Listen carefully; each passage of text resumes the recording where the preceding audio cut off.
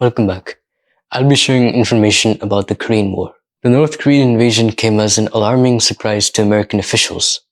As far as they were concerned, this was not simply a border dispute between two unstable dictatorships on the other side of the globe.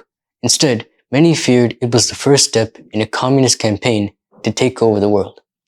For this reason, non-intervention was not considered an option by many top decision makers. If we let Korea down, President Harry Truman said, the Soviets will keep right on going and swallow up one after another. The fight on the Korean peninsula was a symbol of the global struggle between East and West, good and evil, in the Cold War. As the North Korean army pushed into Seoul, the South Korean capital, the United States readied its troops for a war against communism itself. At first, the war was a defensive one to get the communists out of South Korea, and it went badly for the Allies. The North Korean army was well-disciplined, well-trained, and well-equipped. The South Korean army, by contrast, was frightened, confused, and seemed inclined to flee the battlefield in any circumstance. It was one of the hottest and driest summers on record, and desperately thirsty American soldiers were often forced to drink water from rice paddles that had been fertilized with human waste. As a result, dangerous intestinal diseases and other illnesses were a constant threat.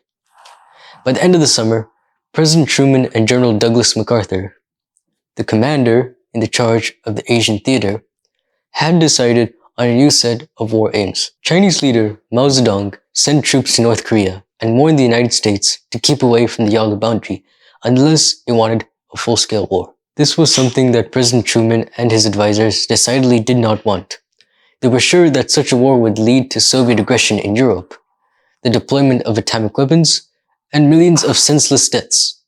To General MacArthur, however, anything short of this wider war represented appeasement, an unacceptable knuckling under communists.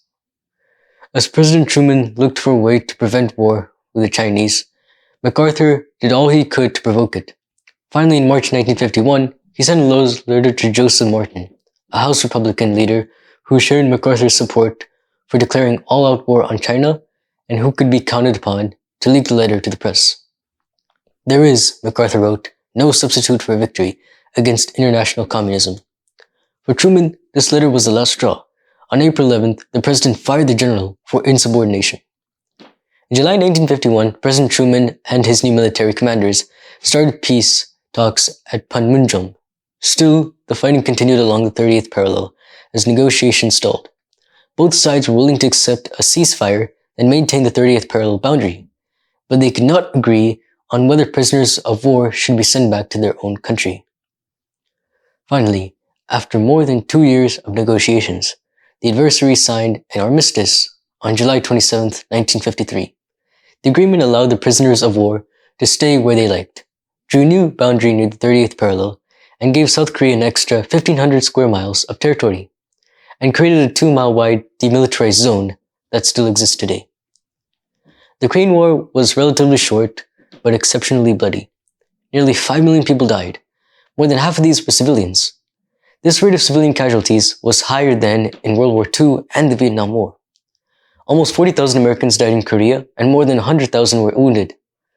Today, they are remembered at the Korean War Veterans Memorial, near the Lincoln Memorial, on the National Mall in Washington, D.C. That's all for this video, and I'll see you again.